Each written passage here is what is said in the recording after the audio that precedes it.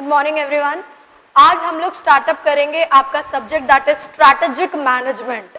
आपका IT that is information technology and strategic management comprises of 50 marks each. ठीक है, IT आपका 50 marks का आएगा, स्ट्रैटेजिक मैनेजमेंट आपका 50 मार्क्स का आएगा। स्ट्रैटेजिक मैनेजमेंट में या सब्जेक्ट को अगर हम कहें, इट इज बाइफरकेटेड और डिवाइडेड इनटू 7 चैप्टर्स में डिवाइडेड है स्ट्रैटेजिक मैनेजमेंट। मैम 50 नंबर है, 7 चैप्टर है, कैसे मार्क्स का एलोकेशन है, अराउंड एक आइडिया दीजिए। हर चैप्टर से लगभग 8 से 10 नंबर का क्वेश्चन पूछता है, तो मैम क्या 70 मार्क्स का क्वेश्चन आएगा? ऐसे से नहीं, लगभग मैंने कहा है, नॉट नेसेसरीली कि कंपलसरी है कि तुम्हारा हर चैप्टर से 10 नंबर का क्वेश्चन पूछेगा। ठीक है, हम आज बातचीत करेंगे दैट इज आपका strategic management. First chapter we will be starting, that is business environment. Chapter number 1, that is business environment. ठीक है मैम, इस चैप्टर से कितना क्वेश्चन आता है? अराउंड 8 to 10 मार्क्स क्वेश्चन आता ही आता है, उससे कम का भी आता है क्या? नहीं, फॉर श्योर 8 नंबर का क्वेश्चन तो आएगा ही आएगा। नाउ किस तरीके का क्वेश्चन आता है? स्ट्रैटेजिक मैनेजमेंट सब्जेक्ट में थ्योरी पेपर होने के कारण मार्क्स का एलोकेशन और मार्क्स का ध्यान आपको उस हिसाब से रखना पड़ेगा कि आप कितना लिख रहे हो। The content which you are writing will focus you, will gather you marks. ठीक है, चैप्टर नंबर 1 में अपार्ट फ्रॉम चैप्टर नंबर 1 सारे ही चैप्टर से कुछ करेक्ट इनकरेक्ट छोटे क्वेश्चंस आते हैं। ठीक है, apart from correct incorrect long questions भी आते हैं, एवरेज लेवल क्वेश्चंस भी आते हैं। तो यानी कि ध्यान रखने वाली ये बात है, हम अगर कोई चैप्टर पढ़ रहे हैं, इस चैप्टर से केवल बड़ा क्वेश्चन नहीं आने वाला है, शॉर्ट क्वेश्चन आने वाला है। अब शॉर्ट क्या फिलअप आएगा क्या? नहीं, करेक्ट इनकरेक्ट आएगा। कितने मार्क्स के लिए आएगा? 2 मार्क्स के लिए आएगा। ठीक, एवरेज क्वेश्चन आएगा कितने मार्क्स के लिए? 3 नंबर के लिए, middle level question. Apart from middle level question long question आएंगे क्या? 4 मार्क्स के क्वेश्चन आएंगे। ठीक है, बिजनेस एनवायरनमेंट, सबसे पहले हम बातचीत कर लेते हैं एक टर्म के बारे में। बिजनेस का मतलब मेरे को बताना, बिजनेस का मतलब क्या होता है? Don't tell me state of being busy is business, I know state of being busy is a business. Business का मतलब, बिजनेस का कंसेप्ट सबके लिए अलग अलग होता है। खरीदा बेची सामान की इंडिविजुअल के लिए अलग है, ग्रुप के लिए अलग है, सबके लिए अलग अलग है। बेसिकली मतलब अगर हम कह सकते हैं business transaction state where buyers sellers meet, where parties meet, exchange take place. वो चाहे गुड्स का हो सकता है, सर्विसेज का हो सकता है, किसी भी रूप में हो सकता है। ठीक है, बिजनेस के बारे में तो इतना आइडिया पता है कि बिजनेस का मतलब exchange of goods and services वगैरह होता है। ठीक है, हम लोग स्ट्रैटेजिक मैनेजमेंट में बिजनेस के व्यू पॉइंट से या बिजनेस के पर्सपेक्टिव से चीजों के बारे में बातचीत करने वाले। मेरे को बताना, तुम अगर बिजनेस कर रहे हो, नया बिजनेस फॉर्म कर रहे हो, बेसिकली बिजनेस का क्या ऑब्जेक्टिव हो सकता है?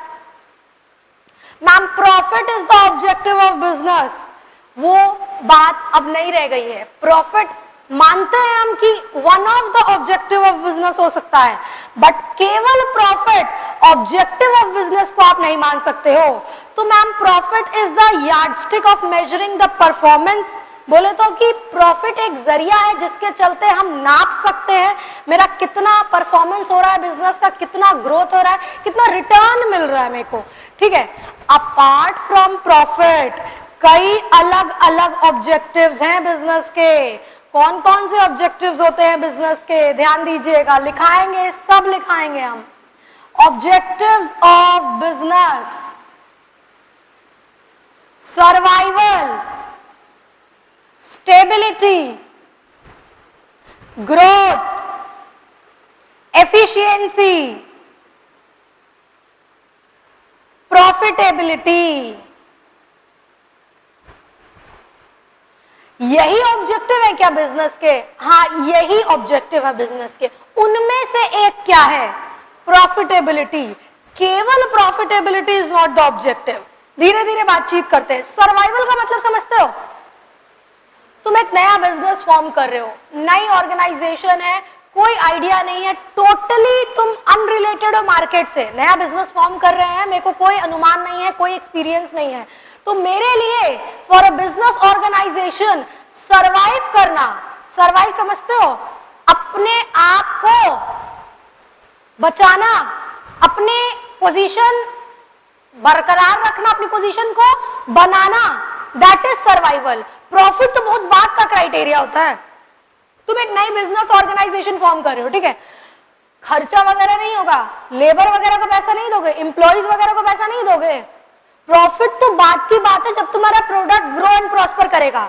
तुमने नई ऑर्गेनाइजेशन बनाई, नया सेटअप किया, तुम्हारा जेब से पैसा निकल के जा रहा है, तो profit comes very at the end.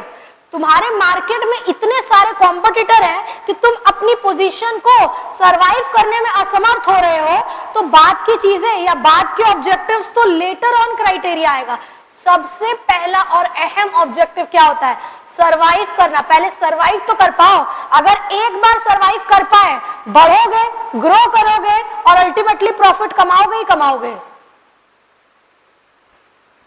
Stability, ठीक है, हम मार्केट में सरवाइव कर पाए, मेरे जेब से खर्चा नहीं जा पा रहा है, बट मेरा कोई बेनिफिट भी नहीं आ रहा है बिजनेस ऑर्गेनाइजेशन को, मतलब हम नो प्रॉफिट नो गेन वाली पोजीशन में हैं, मतलब मेरे जेब से कुछ पैसा जा नहीं रहा है, बट मेरे जेब में कोई पैसा आ भी तो नहीं रहा है, खर्चा हम जेब से नहीं इनकर कर रहे हैं, तो वो पोजीशन को स्टेबल रखने के लिए, बरकरार रखने के लिए भी हमको कोशिश करनी पड़ेगी, लगातार उस पोजीशन को मेंटेन करने की कोशिश करनी पड़ेगी।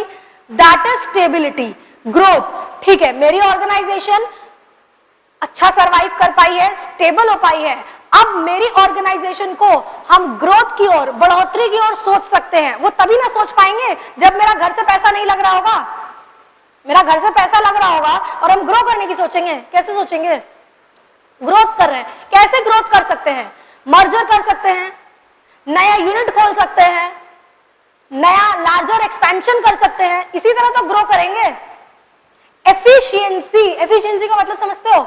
एफिशिएंसी का मतलब making the optimum utilization of resources, पूरी तरीके से, भरपूर तरीके से जितने रिसोर्सेज, जितने ऑप्शंस अवेलेबल है, उनका बेस्ट मैक्सिमम पॉसिबल बेनिफिट उठाना। Profitability which is known as profit, हर ऑर्गेनाइजेशन का ऑब्जेक्टिव प्रॉफिट होता है। प्रॉफिट या नॉन प्रॉफिट हो, सबका होता है क्या? कि नॉन प्रॉफिट का प्रॉफिट मेकिंग नहीं होता है? नॉन प्रॉफिट मेकिंग का क्या प्रॉफिट मेकिंग ऑब्जेक्टिव होता है क्या? प्रॉफिट मेकिंग नहीं होता है। प्रॉफिट मेकिंग का तो प्रॉफिट मेकिंग ऑब्जेक्टिव है ही, बट एफिशिएंसी का मतलब समझते हो? रिसोर्सेज का ऑप्टिमम यूटिलाइजेशन करना। तो क्या हम कह सकते हैं, प्रॉफिट भले हर ऑर्गेनाइजेशन का ऑब्जेक्टिव ना हो, एफिशिएंसी हर ऑर्गेनाइजेशन का ऑब्जेक्टिव होगा। क्यों बता रही है? ये क्वेश्चन आया हुआ है मैम। इतनी बातें अभी आपने बताई, बिजनेस का मतलब, ऑब्जेक्टिव का मतलब, कुछ पूछता भी है क्या? हाँ बेटा पूछता है। क्या पूछता है? करेक्ट इनकरेक्ट यहां से पूछता है। किस फॉर्म में पूछता है? वन ऑफ द ऑब्जेक्टिव उठा करके आपसे पूछेगा whether it is an objective of business और नॉट।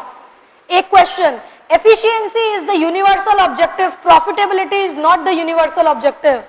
अभी बता के हम गए। और कोई क्वेश्चन मैम? इन पांचों के अलावा कोई छठा नाम दे देगा और आपसे पूछेगा whether it is an objective of business. No, only these 5 are considered as the objective of business. Correct incorrect लिखने का तरीका कैसे लिखेंगे? अगर आंसर आपका करेक्ट है, आप करेक्ट लिखोगे, उसके बाद 2-3 लाइन उसका रीजन में एक्सप्लेन करोगे, भले करेक्ट हो या इनकरेक्ट हो। एग्जामिनर वांट्स एक्सप्लेनेशन, केवल करेक्ट इनकरेक्ट लिख देने से नहीं चलेगा, रीजन लिखना पड़ेगा। ठीक है, बिजनेस का मतलब लिखते हैं पहले। Business refers to as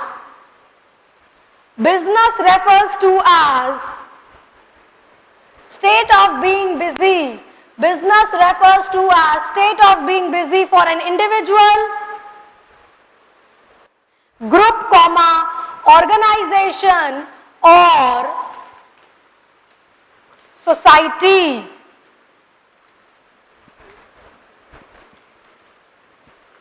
It is a platform of exchange of, it is a platform for exchange of goods and services. It is a platform for exchange of goods and services.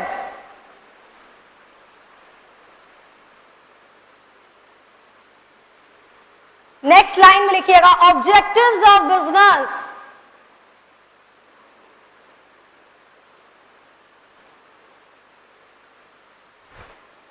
Various objectives of business can be categorized or listed as below. Various objectives of business can be categorized or listed below. Roman 1, survival.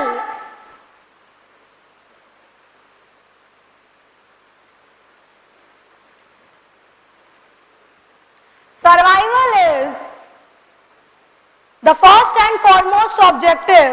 Survival is the first and foremost objective.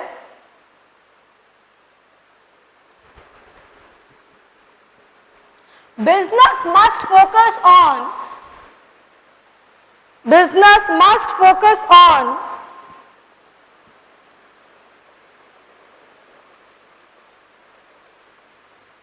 adjusting in the competitive situation and must be able to survive in the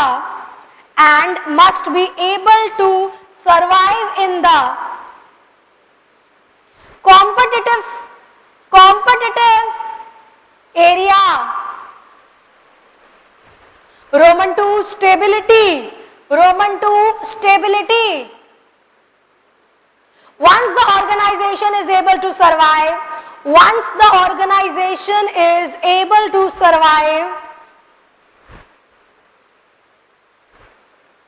maintaining the same position is very much essential. Maintaining the same position is very much essential.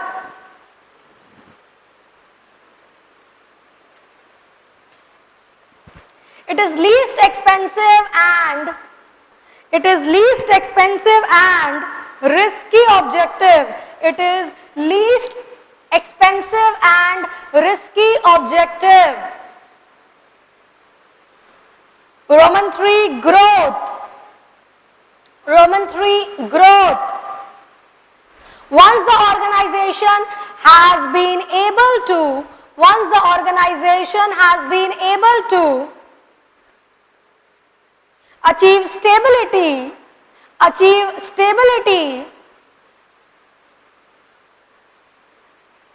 it can consider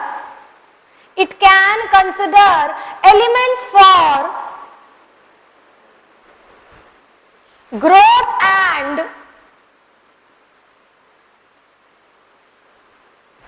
development,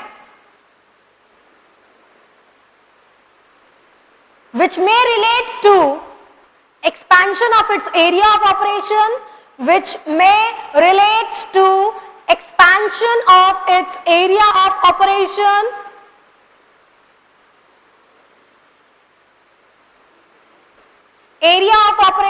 comma, setting up of new units, comma, mergers, setting up of new units, comma, mergers. Roman next, efficiency. Making the best or optimum utilization. Making the best or optimum utilization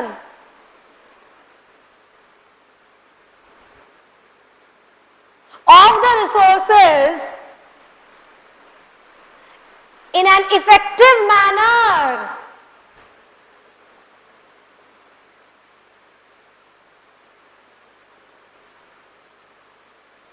Efficiency is an objective which is common to all the organization. Efficiency is an objective which is common to all the organization. That is a universal objective. That is a universal objective. Roman next, profitability. Roman next, profitability.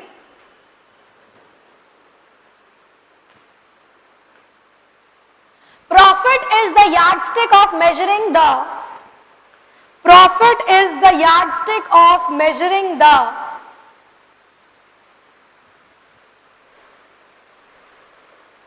performance of the business. Profit is the yardstick for measuring the performance of the business.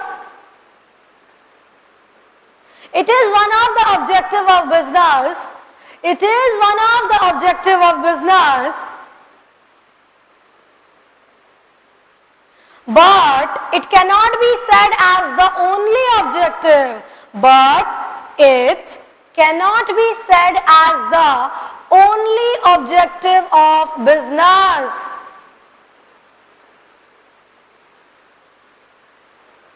ठीक है ma'am, ये सारा objectives को याद रखना है? नहीं, headings को याद रखना है। समझ में आ रहा है? और हेडिंग्स के अंदर क्या बोला है उन बातों को ध्यान रखना है। कैसा क्वेश्चन आएगा? करेक्ट इनकरेक्ट आएगा। मेरे साथ फिर से बोलो, बिजनेस का मतलब क्या होता है? स्टेट ऑफ बीइंग बिजी होता है, इंडिविजुअल के लिए, ग्रुप के लिए, ऑर्गेनाइजेशन के लिए, सबके लिए। बिजनेस से कोई क्वेश्चन नहीं आना है, ऑब्जेक्टिव से क्वेश्चन आना है। कौन कौन से ऑब्जेक्टिव है बताइएगा? पहला सर्वाइवल, दूसरा स्टेबिलिटी, तीसरा ग्रोथ, चौथा एफिशिएंसी, पांचवा प्रॉफिटेबिलिटी। मैक्सिमम पॉसिबल क्वेश्चन इस एरिया से।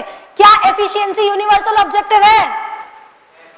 क्या प्रॉफिटेबिलिटी यूनिवर्सल ऑब्जेक्टिव है? क्या मेरे को बताना? Monitoring the business is one of the objective of business. Monitoring the business is one of the objective of business.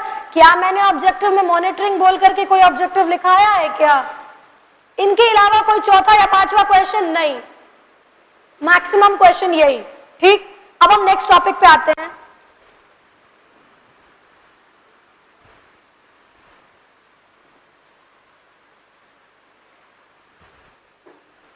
Business environment. Business environment, देखो business का मतलब तो समझ में आ गया, अब एनवायरनमेंट का मतलब समझते हैं। एनवायरनमेंट का मतलब क्या होता है मेरे को बताओ? एनवायरनमेंट का मतलब बिजनेस के व्यू पॉइंट से एनवायरनमेंट का मतलब बाहरी दुनिया, जहां पे आप रोजमर्रा ट्रांजैक्शन कर रहे हो। मेरे को एक बात बताना, एनवायरनमेंट है तो क्या बेटा ऑर्गेनाइजेशन जो है एनवायरनमेंट के क्या कभी कांटेक्ट में आता है कि अकेला एकांत आइसोलेशन में काम करता है?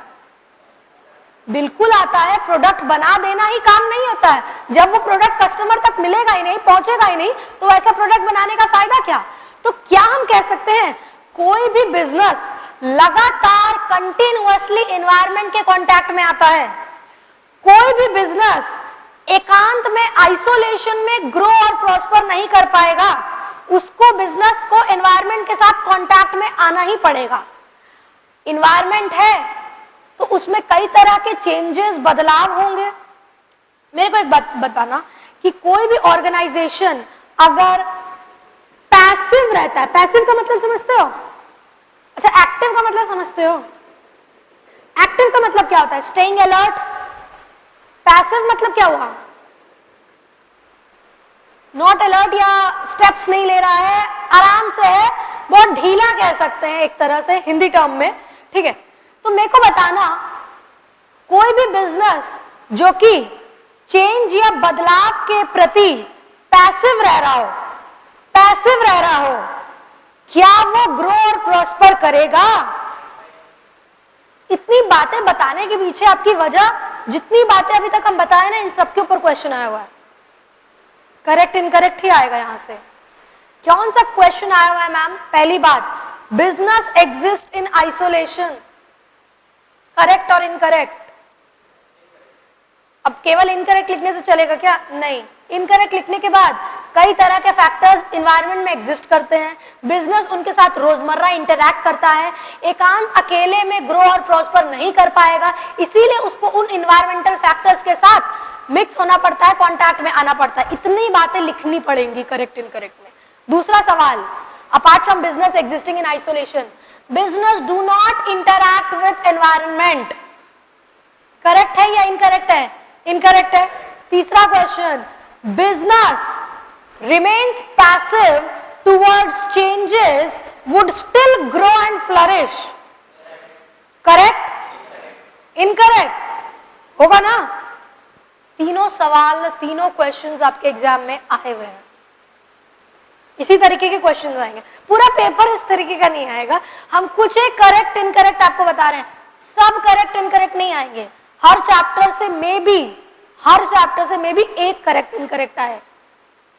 करीब 4 नंबर का करेक्ट इनकरेक्ट आएगा। सातों चैप्टर मिला के 2 या 3 क्वेश्चन पूछेगा, 4 या 6 नंबर का पूछ सकता है।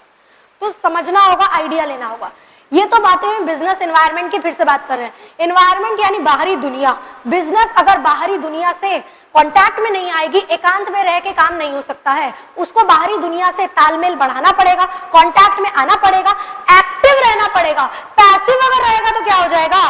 ग्रो कर पाएगा ना? नहीं कर पाएगा। इतना बात समझ में आया? लिखिएगा, business environment. Environment refers to as, environment refers to as factor which have a strong impact over the business.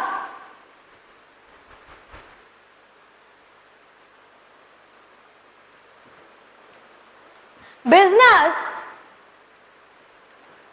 cannot function in isolation.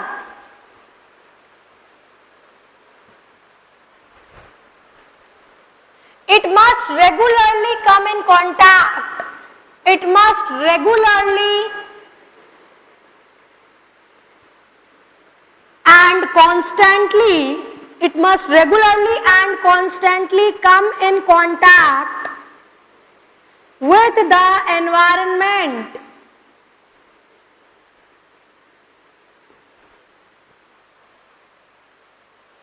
Various factors exist in environment. Various factors exist in environment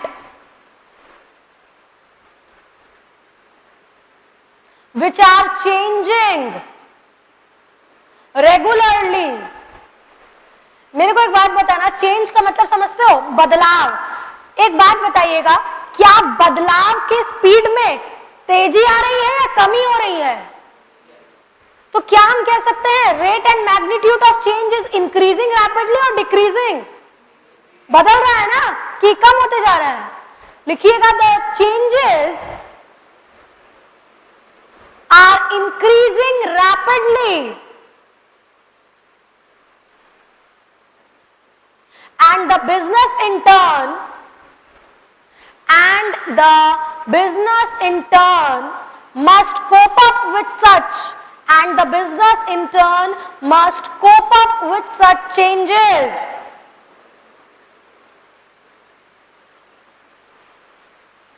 Organization which remains passive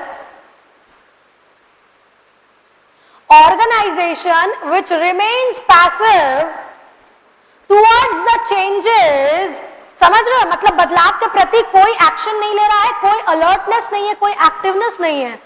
Organization which remains passive towards the changes would gradually fade away. मतलब आने वाले समय में एक ऐसा स्थिति आ जाएगी कि आप अपने मुकाम को, आप अपनी पोजीशन को छोड़ने में मजबूर हो जाओगे, क्योंकि आप उस बदलाव के साथ कोप अप नहीं कर पाए। Organization would gradually fade away due to its inability to cope up with the changes. ठीक है, एक बार फिर से बात करते हैं। ऑर्गेनाइजेशन क्या चेंज या बदलाव के साथ बदलता है? एक्टिव रहना चाहिए उसको कि पैसिव रहना चाहिए? एक्टिव रहना चाहिए। क्या बिजनेस ऑर्गेनाइजेशन एनवायरनमेंट के साथ कांटेक्ट में आता है कि नहीं आता है? आता है। क्या बिजनेस आइसोलेशन, एकांत में काम करता है? रेगुलरली इंटरैक्ट करता है। किससे? बिजनेस एनवायरनमेंट से इंटरैक्ट करता है रेगुलरली। ठीक, अब हम बातचीत करेंगे कैरेक्टरिस्टिक ऑफ बिजनेस एनवायरनमेंट। लिखिएगा, characteristics of business environment,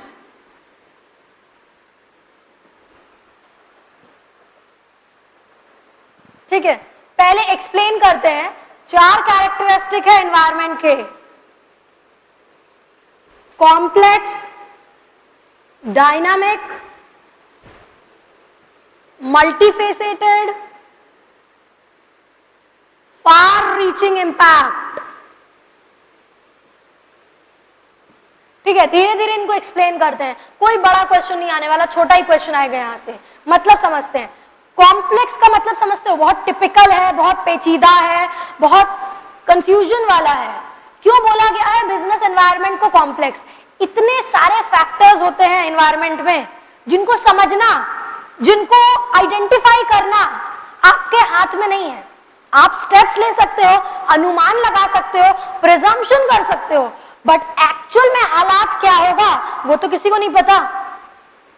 dynamic का मतलब समझते हो, चेंज होता रह रहा है, बदलाव होता जा रहा है, कंटिन्यूअस होता जा रहा है। ये नहीं कि एक बार बदलाव हुआ रुक गया, रोज बदल रहा है, रोज नए सब्स्टिट्यूट तैयार हो रहे हैं, रोज नई टेक्नोलॉजी इमर्ज होकर आ रही है, तो उनके साथ जुड़ना, उनको अडॉप्ट करना, वो भी तो जरूरी है।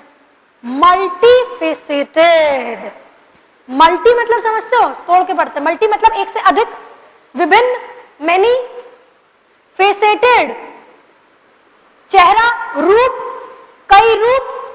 तो मल्टीफेसेटेड का मतलब जोड़ के अगर पढ़ें, मल्टीफेसेटेड यानी कि बिजनेस एनवायरनमेंट में कई लोग का कई अलग अलग ओपिनियन है चीजों के प्रति। मतलब मैम ठीक से समझाइएगा। फॉर एग्जाम्पल, एक एरिया है, एक कॉलोनी है, एक लेन है, ठीक है। एक एरिया में, एक कॉलोनी के अंदर 4 जनरल स्टोर है, 4 जनरल स्टोर है। अब चारों जनरल स्टोर में बराबर के कस्टमर होंगे क्या? किसी में ज्यादा होंगे, किसी में कम होंगे, पर चारों चल रही है, चल रही है। इतनी सॉलिड तरीके से नहीं चल रही है, उन 4 में से एक ज्यादा अच्छे तरीके से चल रही है, एक कम अच्छे तरीके से चल रही है। बाकी जनरल स्टोर ऐसी है जो कि केवल अपना खर्चा निकाल पा रही है, एक्स्ट्रा कुछ ज्यादा इनकर नहीं कर पा रही है। तो मल्टीफेसेटेड का मतलब 4 जनरल स्टोर है एक एरिया में, 5वीं जनरल स्टोर का खुलना, एक और जनरल स्टोर खुल रहा है उस एरिया में, 5वां जनरल स्टोर खुल रहा है। तो उन 4 जो कि ऑलरेडी मार्केट में है, वो 4 जो कि 1, 2, 3, 4 ऑलरेडी जनरल स्टोर मार्केट में है, 5वां जनरल स्टोर की खबर लगेगी खुलने वाला है। अब ये खबर को कुछ जनरल स्टोर या कुछ ऑर्गेनाइजेशन थ्रेट का नाम सोच रही है, थ्रेट उनको कंसिडर कर रही है, मतलब डर रही है कि भाई अभी तक तो कस्टमर 4 में बट रहा था, 5 में बटेगा, डर है, थ्रेट। जबकि 3rd और 4th जनरल स्टोर इसको एक अपॉर्चुनिटी के रूप में ले रहा है। अपॉर्चुनिटी यानी कि चलो कोई नहीं, आओ 5वां भी आओ, हम और ज्यादा अच्छे से काम करेंगे, हम और कस्टमर सेटिस्फैक्शन देंगे, तो 5वें के आने से मेरे को डर नहीं है, बल्कि मेरी प्रोडक्टिविटी में, मेरी एफिशिएंसी में बढ़ोतरी होगी। मल्टीफेसेटेड एनवायरनमेंट को कई लोग अलग अलग तरीके से, अलग अलग रूप में सोचते हैं। कुछ अपॉर्चुनिटी के रूप में समझ रहे हैं, कुछ थ्रेट के रूप में समझ रहे हैं। समझ आया? फार रीचिंग इंपैक्ट, जो भी बदलाव होगा ऑर्गेनाइजेशन में, जो भी इफेक्ट होगा एनवायरनमेंट पे, उसका प्रभाव लंबे स्तर पे, लॉन्ग रन पे, लॉन्ग टर्म पे पड़ेगा कि नहीं पड़ेगा? बिल्कुल पड़ेगा मैम। मेरे को बताइए क्वेश्चन क्या आता है एग्जाम में? क्वेश्चन यहां से भी या तो डायरेक्टली पूछेगा what are the characteristic of business environment 2 number के लिए, या तो तुमसे पूछ लेगा ग्रोइंग कॉम्पिटिटर या न्यू एंट्री। न्यू एंट्री समझ रहे हो? 5वां general store, new entry is considered as opportunity as well as threat, explain। या environment is multifaceted, explain। और कुछ सवाल नहीं बनता यहां से, स्ट्रेट अवे पूछेगा कैरेक्टरिस्टिक ऑफ बिजनेस एनवायरनमेंट, या तो पूछेगा मल्टीफेसेटेड है तो क्यों है। समझ में आ रहा है? कॉम्प्लेक्स डायनामिक का मतलब आपको पता है, फिर से बात कर रहे हैं हम। बिजनेस एनवायरनमेंट का कैरेक्टरिस्टिक मेरे साथ बोल रहा, पहला कैरेक्टरिस्टिक क्या है? कॉम्प्लेक्स क्यों कहा गया है? कई फैक्टर्स होते हैं उसमें, रेगुलरली चेंज होते हैं, बदलाव होते हैं, उनको समझना, उनको आइडेंटिफाई करना मुश्किल है। डायनामिक, चेंज या बदलाव, उनके साथ कोप अप करना। मल्टीफेसेटेड, अलग अलग लोग, अलग अलग ओपिनियन, अलग अलग रूप, अलग अलग व्यू पॉइंट। फार रीचिंग इंपैक्ट, प्रभाव या इफेक्ट किस स्तर पे होगा, लॉन्ग टर्म पे या लॉन्ग रन पे होगा, लिखिएगा। Characteristic of business environment, Roman 1, environment is complex, environment is complex, number of factors exist in the environment, number of factors exist in the environment, they do not interact in isolation, they do not interact in isolation. Considering the same,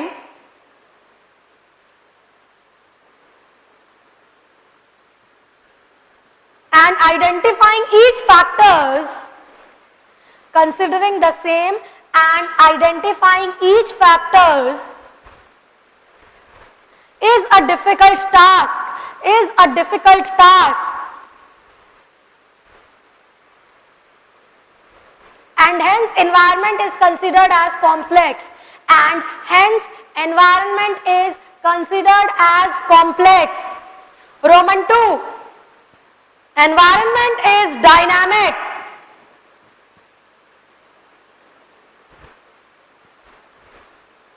The change taking place in the environment, the change taking place in the environment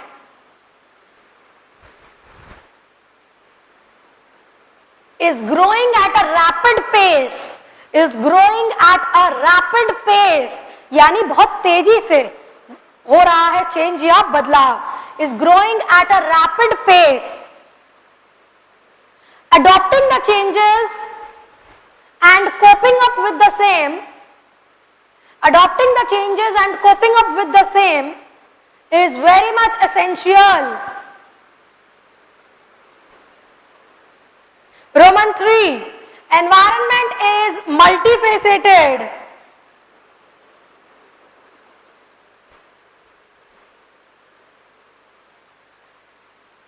Change in the environment, change in the environment may be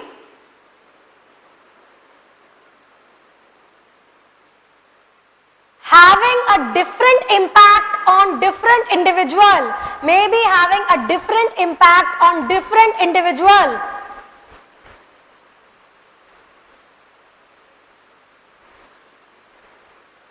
Entry of new competitor, समझ लो मेरा example, वो 5वां general store, वो new competitor है कि नहीं, और ये जो 4 है ऑलरेडी मैम, ये तो एग्जिस्टिंग कॉम्पिटिटर है, मतलब मेरे ये तो कॉम्पिटिटर है ही, 5वां अगर आ गया तो वो मेरे लिए कौन हुआ, new competitor. Entry of new competitor may be considered as,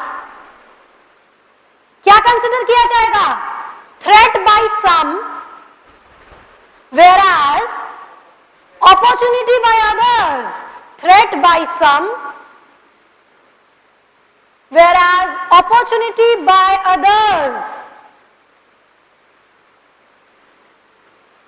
Roman 4, far-reaching impact. Environment has a far-reaching impact. That is, it can be said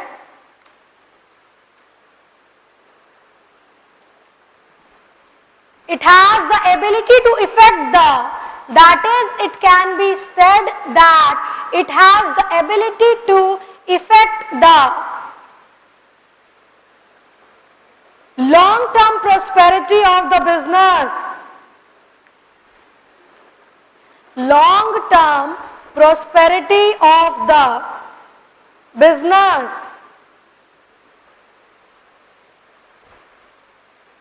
ठीक है, मेरे को बात बताना, अभी हम लोगों ने कितनी चीजों के बारे में बातचीत की.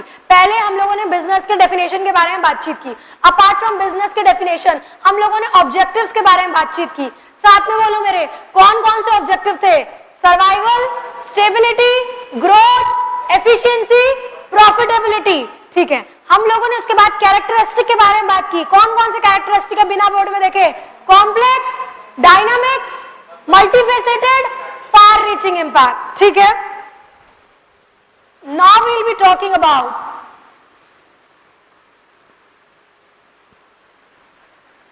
components of business environment।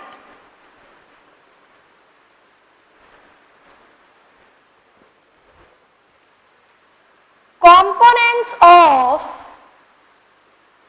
business environment।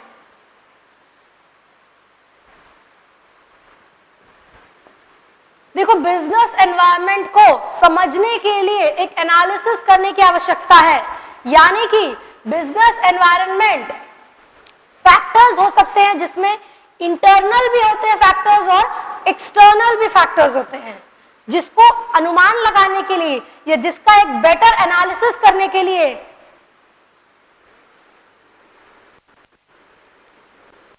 स्वॉट analysis consider किया गया है। समझने की पहले कोशिश करिएगा, SWOT एनालिसिस क्या होता है? A combination of both internal and external factors जिनमें क्षमता है, कैपेबिलिटी है प्रभाव करने की बिजनेस को।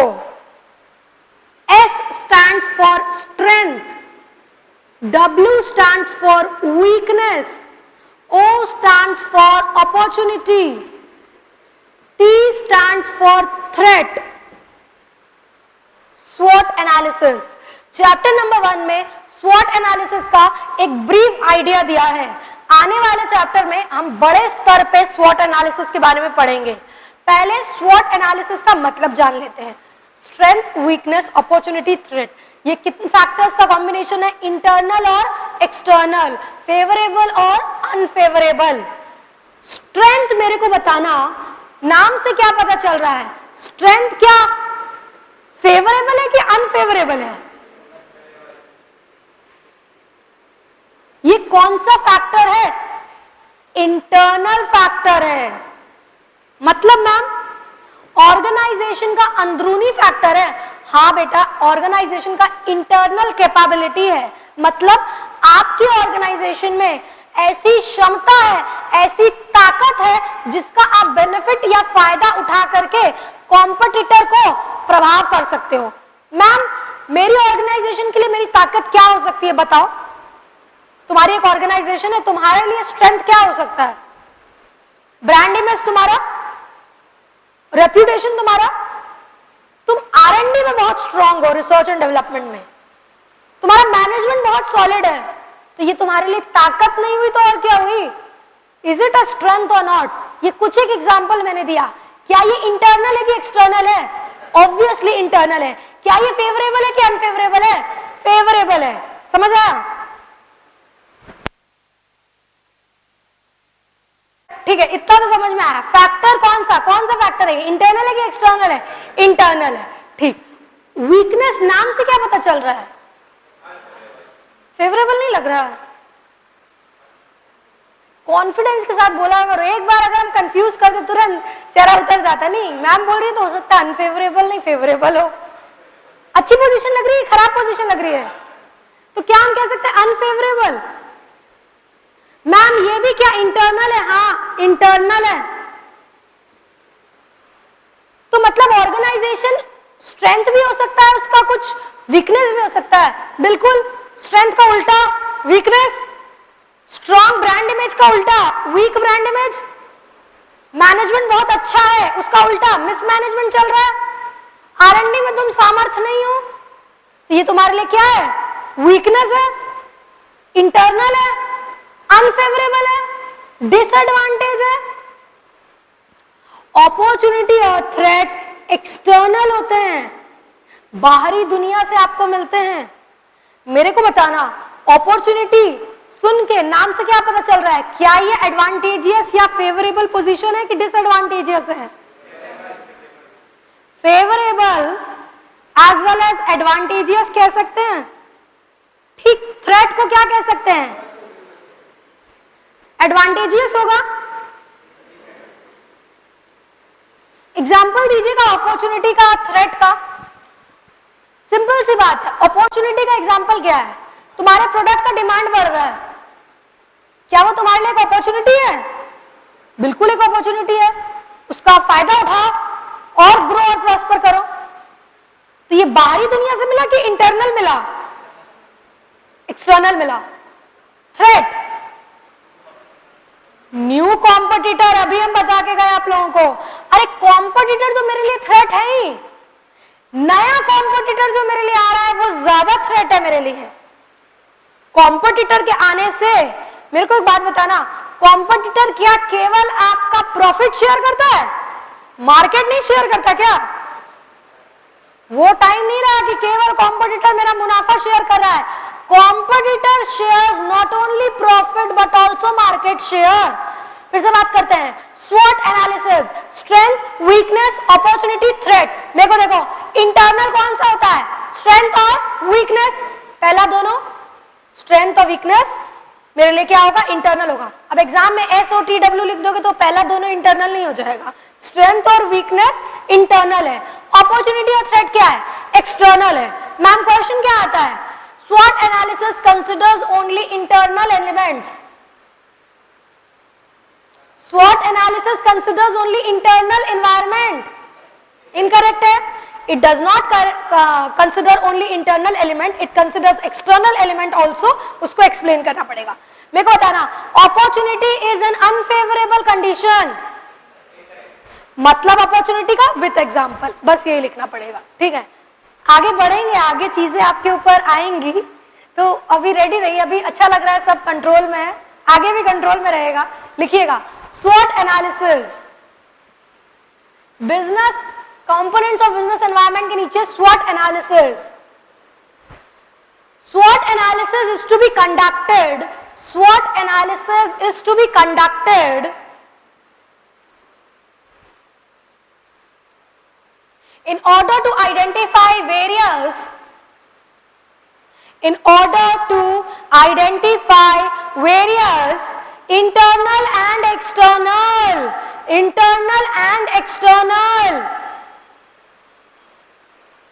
elements.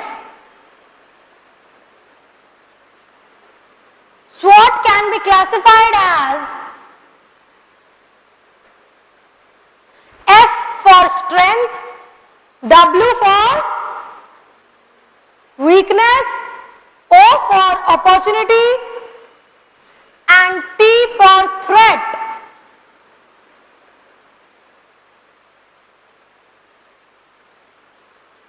लिखिएगा, S for strength, it is a favorable internal condition, the benefit of which can be taken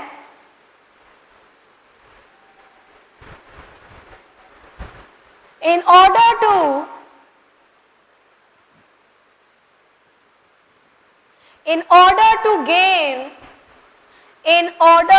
gain competitive advantage, in order to gain competitive advantage.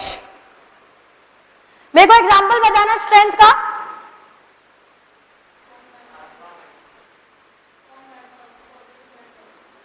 Strong man power या proper management या managerial efficiency, और कुछ coordination, वो management के अंदर आ गया, managerial resources के अंदर। R&D, रिसर्च एंड डेवलपमेंट, ये है कि नहीं आपके लिए स्ट्रेंथ? लिखिएगा example, strong research and development, comma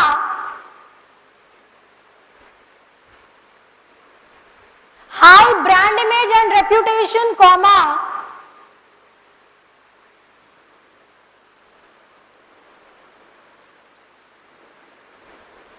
efficient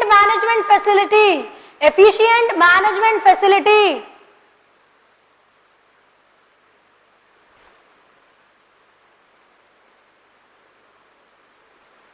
Roman 2 W for weakness में लिखिएगा, अनफेवरेबल है, फेवरेबल है, इंटरनल है, एक्सटर्नल है? It is N unfavourable internal condition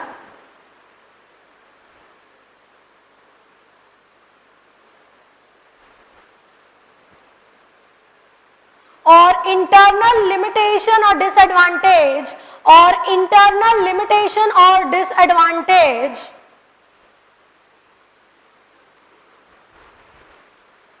which poses risk,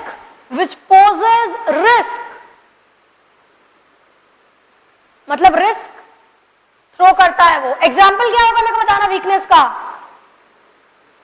mismanagement, weak brand image and reputation. Example mismanagement comma weak brand image and reputation. O for opportunity. It is an external favorable advantageous position. It is an external favorable advantageous position, the benefit of which should be taken.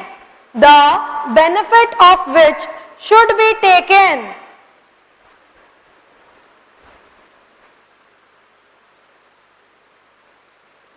Example क्या होगा opportunity का?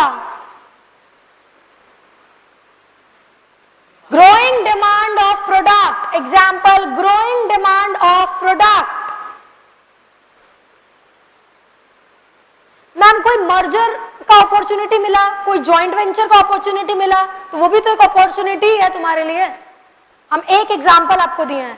T for threat, external unfavorable disadvantageous position, external unfavorable disadvantageous position।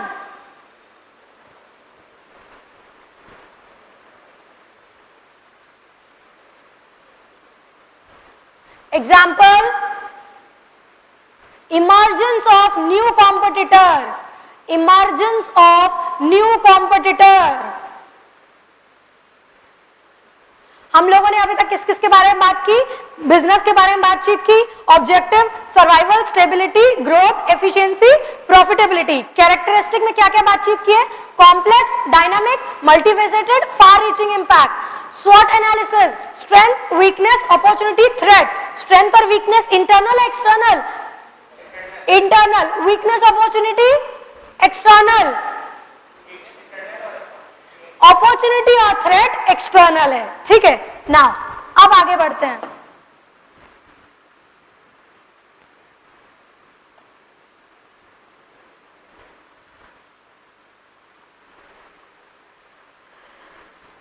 अभी तक आपने जितनी बारे में बातचीत की, यानी कि मैंने जितना डिस्कशन अभी तक आपसे किया है, ये सारा शॉर्ट क्वेश्चन छोटे करेक्ट इनकरेक्ट फॉर्म में आता है या एवरेज या मिडिल लेवल क्वेश्चन पे आएगा।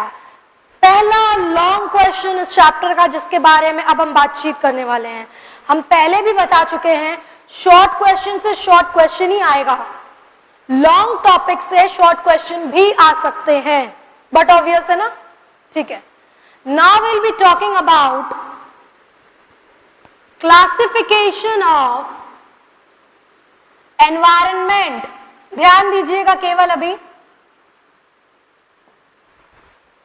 एनवायरनमेंट को दो भागों में क्लासिफाई किया जा सकता है।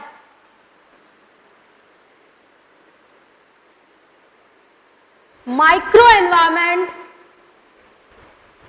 Macro environment. दो भागों में डिवाइड किया गया है, माइक्रो एनवायरनमेंट और मैक्रो एनवायरनमेंट। माइक्रो का मतलब, केवल मतलब मेरे को बताओ, छोटा, स्मॉल, तो मतलब वो फैक्टर्स जो कि लिमिटेड, स्मॉल, कम एरिया में बिजनेस को प्रभावित करते हैं या इंटरनल एरिया में बिजनेस को प्रभावित करते हैं। इंटरनल फैक्टर्स जिनमें क्षमता है बिजनेस को प्रभाव करने की। मैक्रो बड़े स्तर पे एक्सटर्नली इनमें क्षमता है जो कि बिजनेस को प्रेशर या प्रभाव क्रिएट कर रहा है। माइक्रो एलिमेंट या माइक्रो एनवायरनमेंट में कुछ एलिमेंट्स हैं। कौन कौन से एलिमेंट्स हैं जिनमें क्षमता है, कैपेबिलिटी है बिजनेस को प्रभाव देने की? कंज्यूमर या कस्टमर कह सकते हैं, market, supplier, organisation, intermediary, competitor. Customer या consumer, market, supplier, organisation, intermediary, competitor. क्या हम इसको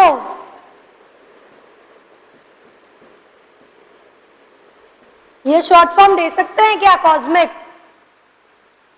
C फॉर कस्टमर, O से organization, S for supplier, M for market, I for intermediary, C for competitor. अब ऐसा शॉर्ट फॉर्म मत लिख देना कि एग्जाम में फुल फॉर्म उसका भूल जाओ। याद करने के लिए हम बता रहे हैं। ये कौन से एलिमेंट है? माइक्रो एलिमेंट है या माइक्रो एनवायरनमेंट में है, जो कि छोटे रूप पे, छोटे स्तर पे बिजनेस को प्रभाव दे रहे हैं। इनका क्लासिफिकेशन अब पढ़ना है। मेरे को बताना कंज्यूमर और कस्टमर में क्या फर्क होता है? कस्टमर कोई भी हो सकता है, कोई भी सामान जाके खरीद रहा है। कंज्यूमर कौन होता है? जो अल्टीमेटली उसको कंज्यूम करता है, यूज करता है। ठीक है, तो मैम कंज्यूमर किस तरह से प्रभाव करते हैं? वही तो है जो प्रभाव दे सकते हैं। तो आपको एज अ बिजनेस ऑर्गेनाइजेशन क्या ध्यान रखना पड़ेगा? मेरे कौन कंज्यूमर है, क्या चाह रहे हैं, उनकी क्या बाइंग हैबिट है। ऑब्वियसली टेस्ट और प्रेफरेंस के हिसाब से ही तुम उनको प्रोडक्ट डिलीवर करोगे। मार्केट, मार्केट समझते हो? मार्केट यानी कि जहां पे गुड्स और सर्विसेज एक्सचेंज हो रहे हैं, तुम्हारा डिस्ट्रीब्यूशन चैनल, ट्रांसपोर्ट चैनल, जिसके चलते मार्केट में सामान पहुंच रहा है। मार्केट में क्या प्राइसिंग टेक्निक है, मार्केट में क्या टेक्नोलॉजी चल रही है, मार्केट का स्ट्रक्चर क्या है, क्या साइज है मार्केट का। सप्लायर समझते हो? मटेरियल सप्लायर, सर्विसेज सप्लायर, केवल रॉ मटेरियल सप्लायर नहीं। अगर मेरे को बताओ सप्लायर कम है, लिमिटेड है, तो क्या उनमें कैपेबिलिटी है तुम्हारे एज अ बिजनेस के ऊपर जोर डालने की? नहीं है। तुमको मटेरियल चाहिए ही बनाने के लिए प्रोडक्ट, और ऊपर से सप्लायर भी जो कि मटेरियल सप्लाई कर रहे हैं वो कम है। जितने रेट पे वो चाहेंगे मेरे से वो रेट कोट करके वो सामान हमको उनसे मटेरियल लेना ही पड़ेगा। क्यों लेना पड़ेगा? क्योंकि लिमिटेड नंबर में और अपनी बात मनवा सकते हैं, तो इनके पास कैपेबिलिटी है प्रभाव करने की। ऑर्गेनाइजेशन, बिजनेस ऑर्गेनाइजेशन को बांटा जाए, भागा जाए तो 3 कैटेगरी में बांटा जा सकता है। ओनर, जो कि बिजनेस के ओनर होते हैं, बोर्ड ऑफ डायरेक्टर, जो कि शेयर होल्डर द्वारा अपॉइंट किए जाते हैं, मैनेजमेंट की देखरेख करते हैं, एम्प्लॉई, जो कि अल्टीमेटली काम करते हैं। सब में तालमेल होना आवश्यक है।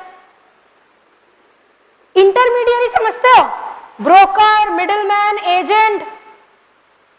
कंपनी से डायरेक्ट अगर प्रोडक्ट कस्टमर पे आएगा और अगर ब्रोकर के थ्रू आएगा तो कितना बीच में पैसे की होता है गड़बड़ी, समझते हो? रेट जितना होगा अल्टीमेटली उस रेट से ज्यादा ही कस्टमर को देना पड़ेगा, क्योंकि उसमें सब पैसा खाते हैं बीच में, तो उन पे भी क्षमता है। बट आप ये भी तो नहीं कर सकते ना कि नहीं हम ब्रोकर को सामान नहीं देंगे कि सामान पहुंचाओ। तुमको मार्केट अगर एक्सपैंड करना है तो उनकी जरूरत है ही, उनकी आवश्यकता है ही, तो उनके ऊपर भी क्षमता है कि तुम्हारे बिजनेस को प्रभाव कर सकते हैं। नहीं कर सकते एजेंट, ब्रोकर वगैरह, सेल तो वही लोग बढ़ा रहे हैं। Competitor, what is known as competition, जो कि कॉम्पिटिटर हैं, जो कि आपको इफेक्ट कर रहे हैं, ना केवल प्राइस में बल्कि मार्केट शेयर में भी। अनुमान लगाने की आवश्यकता है, मेरे कौन कौन कॉम्पिटिटर हैं, क्या क्या अपना कॉम्पोजिशन वो लगा रहे हैं कि मेरा कस्टमर मेरा प्रोडक्ट छोड़ के कॉम्पिटिटर के पास जा रहा है। फिर से बात कर रहे हैं, हम लोगों ने अभी तक बातचीत की माइक्रो एनवायरनमेंट। माइक्रो एनवायरनमेंट में कौन कौन से फैक्टर होते हैं, मेरे को देख के बात करना। कॉस्मिक, सी से कस्टमर या कंज्यूमर, ओ से ऑर्गेनाइजेशन, एम से मार्केट, आई से इंटरमीडियरी, सी से कॉम्पिटिटर, एस से सप्लायर। हुआ कि नहीं हुआ? ठीक है, अब लिखिएगा Environment can be classified as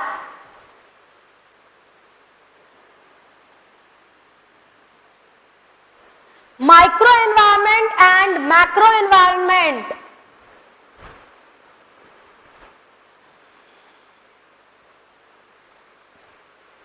Microenvironment refers to as small area or immediate periphery, small area or immediate periphery of an organization.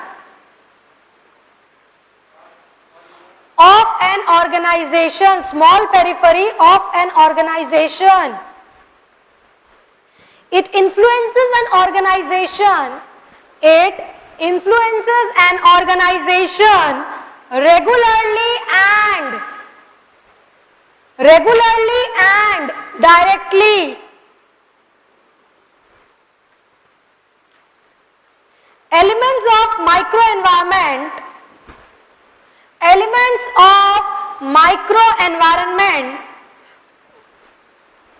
can be classified as below.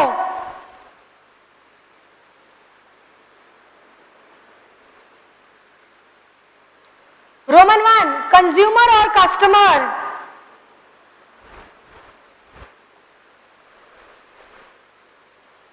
Consumer or customer. Customer is the person who purchases the goods. Customer is the person who purchases the goods. Whereas consumer is the one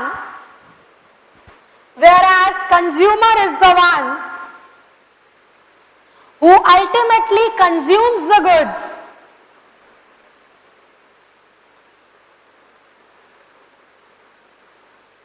Whereas consumer is the one who ultimately consumes the goods. It is necessary to identify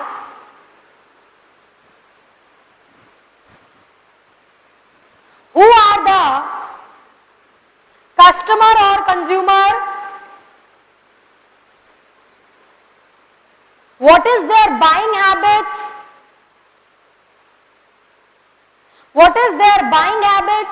comma, taste and preference.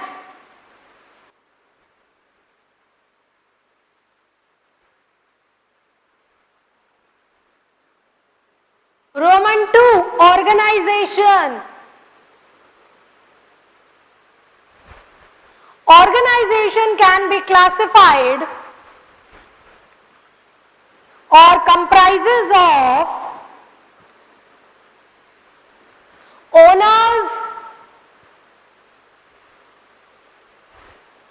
that is the individual, shareholders, that is the individual, shareholders or group who have a stake or interest,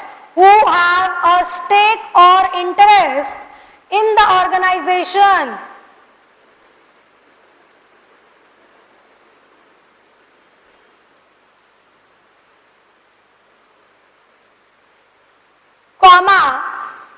Board of directors who are elected by shareholders,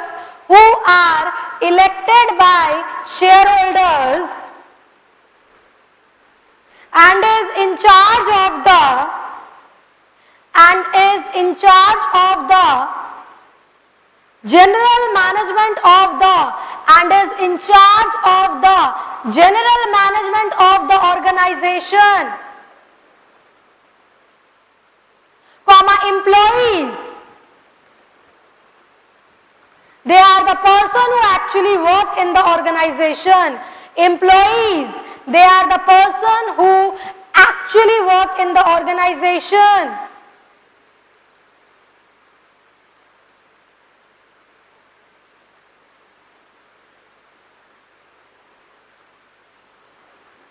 Roman 3, supplier.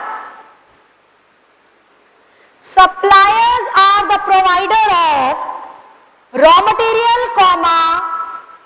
equipment, other services.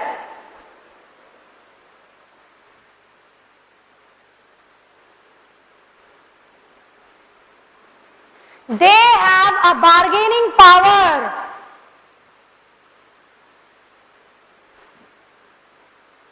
and have an ability to influence the business. They have the ability of bargaining power and ability to influence the business. मतलब supplier केवल किसके नहीं होंगे, material के, equipment के भी हो सकते हैं, सर्विसेज के भी हो सकते हैं, और उनके पास बार्गेनिंग पावर है, मतलब अपनी बात मनवाने की क्षमता है। अगर वो कम है, लिमिटेड है नंबर में, तो आपको आपके सप्लायर की बात माननी ही पड़ेगी। M for market. Market is larger than customer. Market is larger than customer. Various factors are to be considered.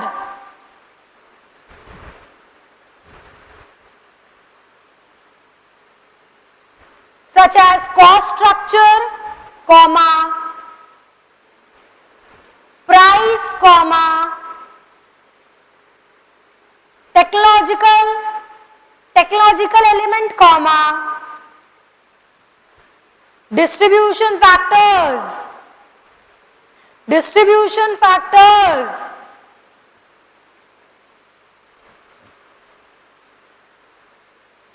I for intermediary,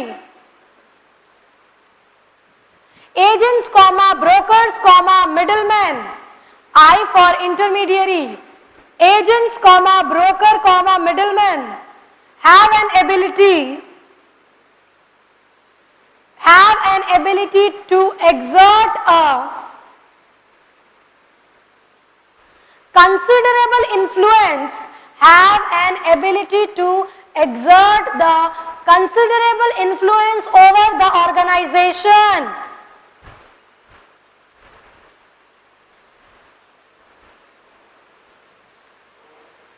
Organization. Roman next C for competitor.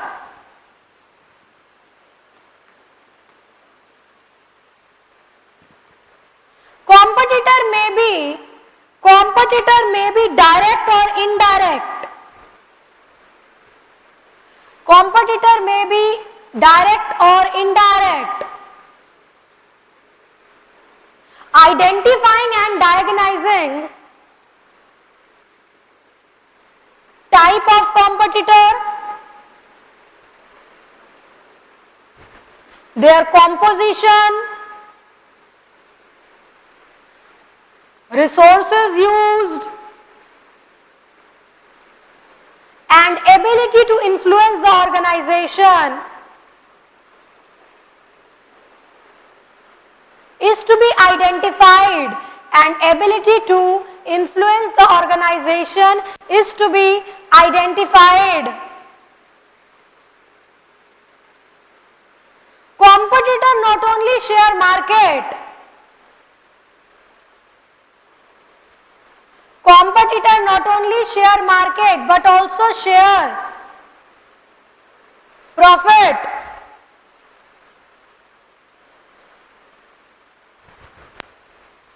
But also share profit. ठीक है, तो यानी कि ये तो factors हुए micro environment के, small area, limited area, जो कि बिजनेस को प्रभावित करते हैं। मेरे साथ बोलना, कौन कौन से माइक्रो एनवायरनमेंट है? कंज्यूमर या customer, organization, market, supplier, market, intermediary, competitor. Question क्या आता है मैम? डायरेक्टली क्वेश्चन आता है, what are the elements of micro environment. या तो ये पूछता है, या तो माइक्रो और मैक्रो दोनों के ऊपर लॉन्ग क्वेश्चन पूछता है। मैम इसके ऊपर कोई शॉर्ट क्वेश्चन भी आ सकता है। Explain the element of supplier as per micro environment, explain the element of intermediary as per micro environment. तो लॉन्ग क्वेश्चन है, इससे शॉर्ट क्वेश्चन तो बन ही सकता है। अब हम आते हैं मैक्रो एनवायरनमेंट की ओर। माइक्रो क्या बड़े स्तर पे इफेक्ट करता है कि छोटे स्तर पे इफेक्ट करता है? माइक्रो बड़े स्तर पे करता है ना, मैक्रो बड़े स्तर पे करता है। तो क्या हम कह सकते हैं लार्जर एक्सटेंट। कुछ एलिमेंट्स हैं माइक्रो एनवायरनमेंट के अलावा मैक्रो एनवायरनमेंट में जिनके ऊपर या जिनके पास ऐसा पावर है कि बिजनेस को प्रभावित कर पाए। फर्स्टली ध्यान दीजिएगा केवल, डेमोग्राफिक एनवायरनमेंट। डेमोग्राफिक एनवायरनमेंट इसमें क्या क्या आता है? Population size, growth rate, income distribution, ethnic mix या जियोग्राफिक डिस्ट्रीब्यूशन कह सकते हैं। पॉपुलेशन साइज समझते हो? ऑब्वियसली आप प्रोडक्ट बना रहे हो, किसके लिए बना रहे हो? कस्टमर के लिए बना रहे हो। पॉपुलेशन साइज, नेशन का बर्थ रेट और डेथ रेट क्या बिजनेस को प्रभाव करेगा कि नहीं करेगा? बिल्कुल प्रभाव करेगा। तो the size of the population has an ability to influence the business.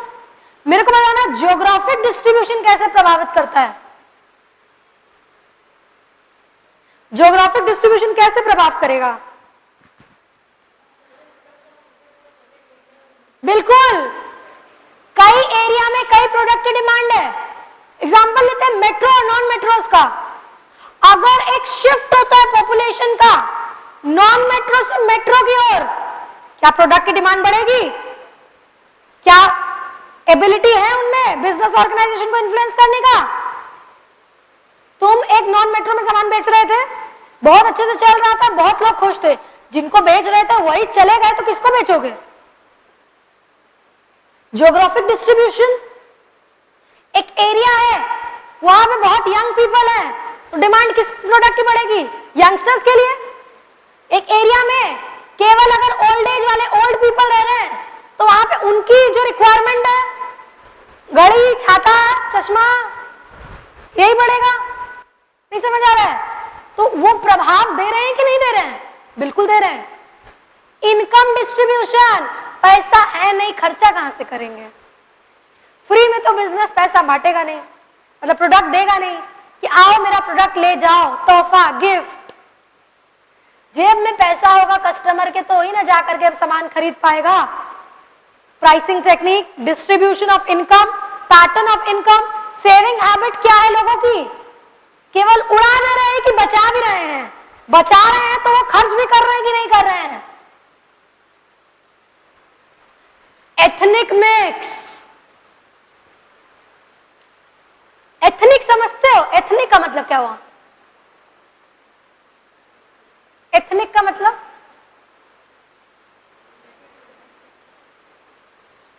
नहीं। एथनिक, हर एनवायरनमेंट में कई तरह के लोग रहते हैं, उनकी मेंटालिटी अलग अलग है।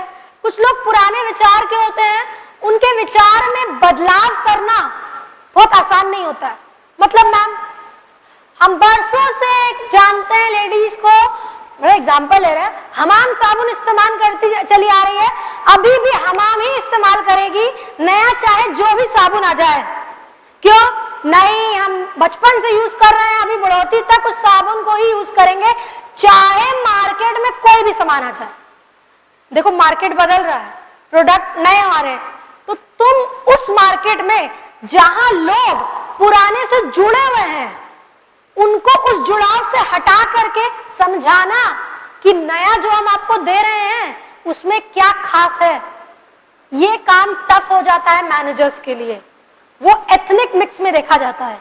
मतलब जो लोग जुड़े हुए हैं पुरानी चीजों से, उनको नई चीज देना, उसका एडवांटेज बताना और उनको ये बताना कि आप इसको इस्तेमाल करिए और आपके लिए फायदेमंद होगा, वो एथनिक मिक्स में कंसिडर किया जाता है। फिर से बात कर रहे हैं, डेमोग्राफिक एनवायरनमेंट में कई एलिमेंट्स हैं जो बिजनेस को प्रभाव करते हैं। Population size, geographic distribution, income distribution, ethnic mix. है ये बड़े क्वेश्चन का पार्ट। छोटा क्वेश्चन इससे आता है, what do you mean by ethnic mix? Ma'am एक ही एलिमेंट है, apart from demographic environment, macro environment में और कौन से एलिमेंट है जो कि प्रभाव कर सकते हैं? Economic environment,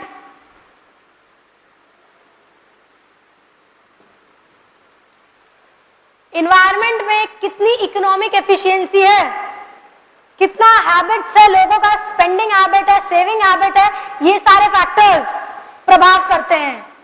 thirdly, technological environment, technology changes, development जो हो रहे हैं उनके साथ कोप अप करना पड़ेगा, उनमें भी क्षमता है ऑर्गेनाइजेशन को प्रभाव करने की। और कोई बात?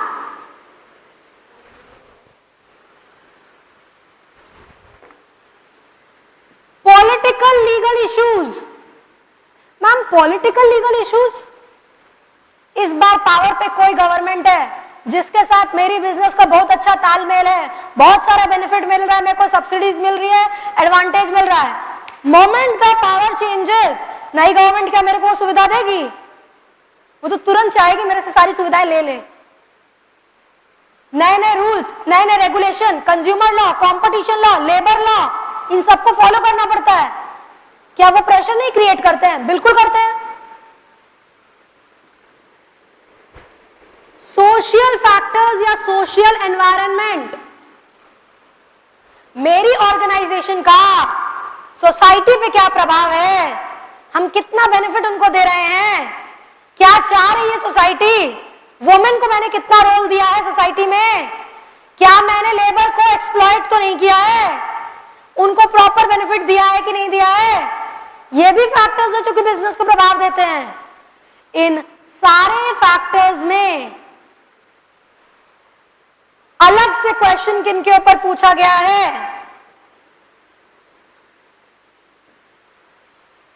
बाकी फैक्टर्स को जानना है, नाम जानना काफी है, समझना भी है कि क्या बोलना चाह रहे हैं, that is more than sufficient. अलग से अगर पूछा है तो बोला नहीं है कि हम किसी और के ऊपर अलग से नहीं आएंगे, जानना तो सबके ऊपर पड़ेगा। फिर से बात कर रहे हैं मैक्रो एनवायरनमेंट, यानी कि बड़े स्तर पे, बड़े रूप पे, जो कि बिजनेस को प्रभाव देते हैं। डेमोग्राफिक एनवायरनमेंट में हम लोगों ने किस पे बारे में बातचीत की थी? Income distribution, geographic distribution, population size और एथनिक मिक्स के बारे में। हमने फिर बातचीत की इकोनॉमिक एनवायरनमेंट में, सोशल एनवायरनमेंट में, टेक्नोलॉजिकल एनवायरनमेंट, पॉलिटिकल और लीगल एनवायरनमेंट। लिखिएगा, macro environment refers to as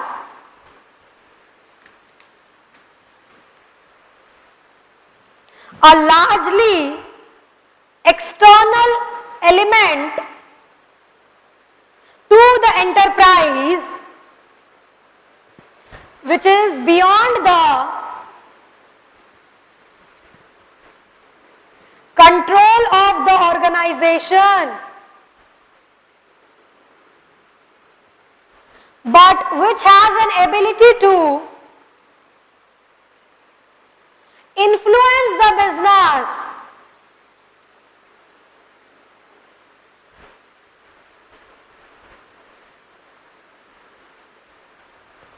elements of macro environment, elements of macro environment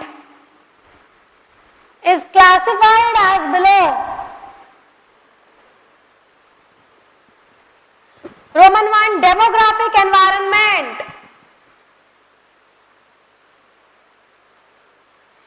Demographic denotes the population in an area, population in an area, district, country.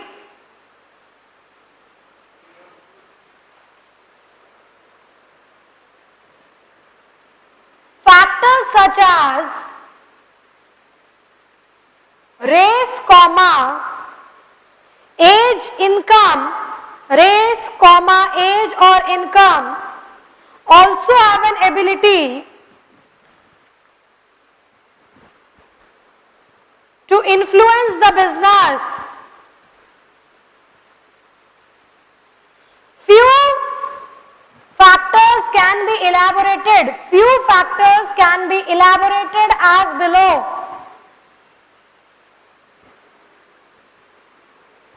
Roman 1, Population size.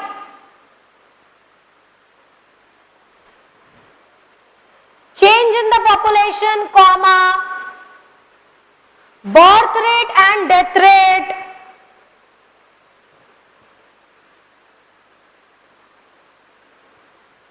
have an ability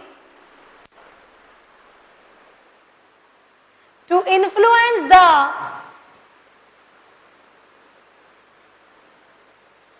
business. Roman 2, geographic distribution.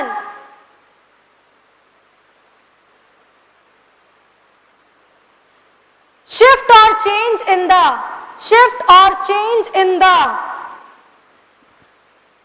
population from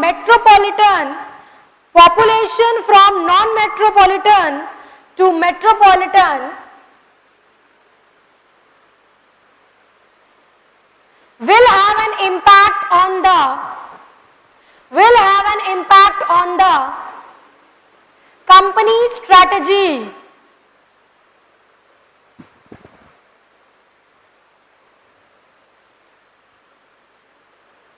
Roman 3, income distribution.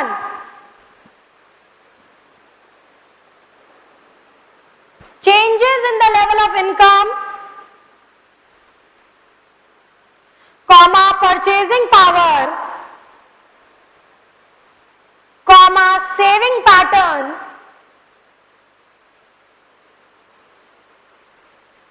will affect the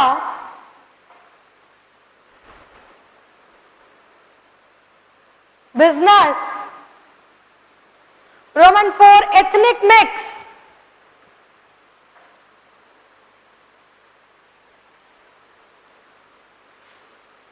Factors such as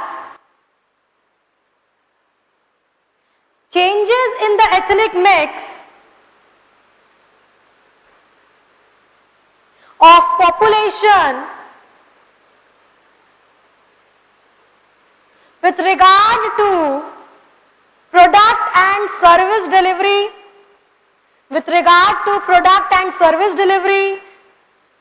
comma, will the new product and services be demanded? Will the new services and products be demanded, or whether the existing one needs to be modified?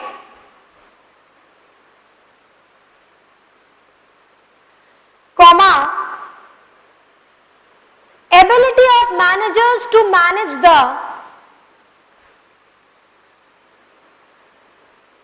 culturally diverse workforce. Ability of managers to manage the culturally diverse workforce. ठीक है, Roman 2 पे अब आ जाते हैं economic environment. Roman 2, economic environment. Factors such as money market,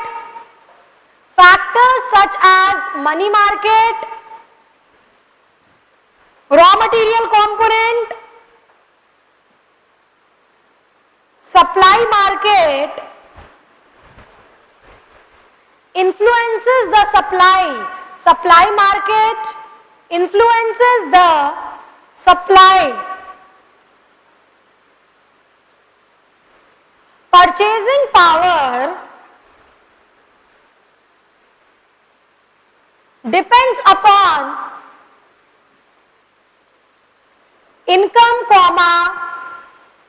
purchasing power depends upon income, distribution and circulation of money, as well as savings.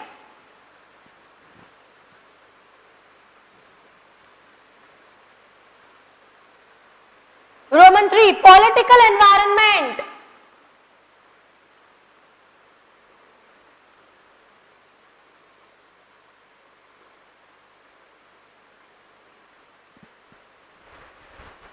The type of government in power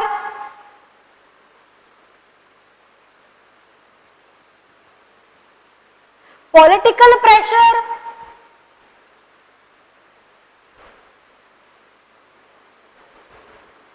various rules, regulations,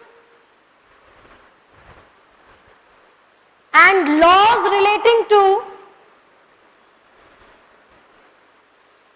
companies, competition, labor, foreign exchange is to be considered and have an impact on the business and have an impact on the business.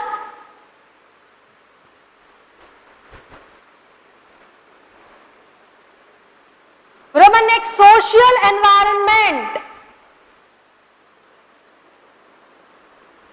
It consists of social environment. It consists of factors like human relation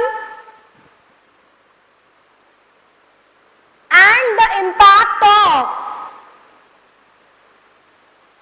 social and cultural values which has a bearing on the business,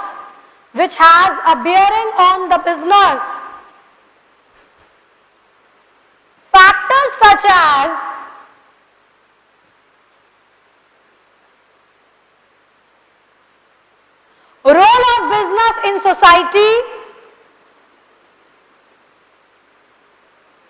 role of business in society, environment pollution,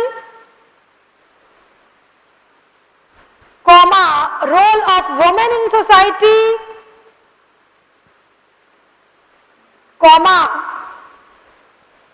educational level, awareness and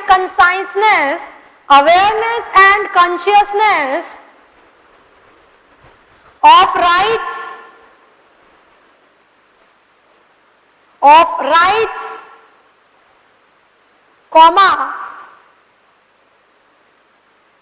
effective utilization of labor and non-exploitation of laborers.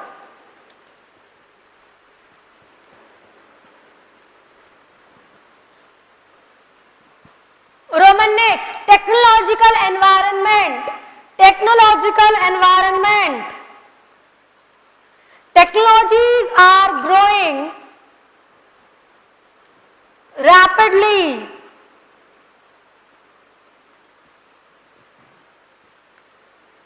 It can be considered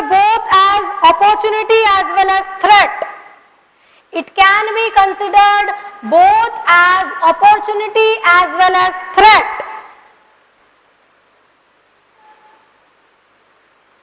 Opportunity for those business, किसके लिए opportunity होगा? जो उसका फायदा उठाएगा. किसके लिए threat होगा? जो उसका फायदा नहीं उठा पाएगा. Opportunity for those business which can take advantage of it. However, threat as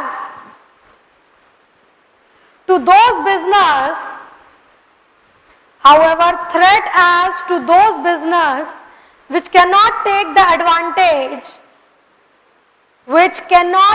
the advantage of it. Organization must identify the technology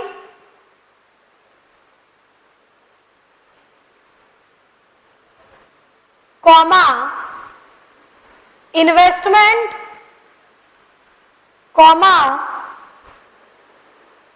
additional technologies,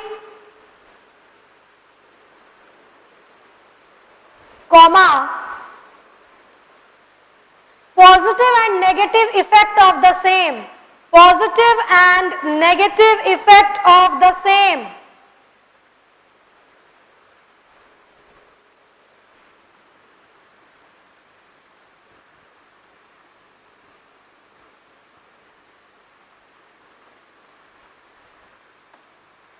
ठीक है, मेरे साथ बोलिएगा।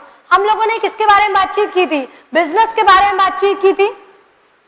हम लोगों ने उसके बाद ऑब्जेक्टिव्स के बारे में बातचीत की। कौन कौन से ऑब्जेक्टिव होते हैं? साथ में बोलना मेरे। पहला, जोर से बोलो, survival, stability, growth, efficiency, profitability. उसके बाद हमने किसके बारे में बातचीत की थी? कैरेक्टरिस्टिक्स के बारे में ऑफ बिजनेस एनवायरनमेंट। क्या क्या कैरेक्टरिस्टिक है? Complex, dynamic, multifaceted,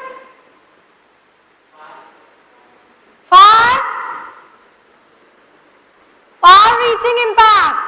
Then we had talked about SWOT analysis. ये दोनों क्या होता है? ये दोनों क्या होता है? फेवरेबल है, अनफेवरेबल है, एडवांटेजियस है, डिसएडवांटेजियस है या अनफेवरेबल है। फिर हमने किसके बारे में बातचीत की? We had talked about elements of micro environment and macro environment. Micro में consumer, organisation, supplier, market, intermediary, competitor. Macro environment, demographic structure, political structure, legal structure, economic environment, social environment, technology environment. ठीक है, that's all for today. Will be continuing this in the next class.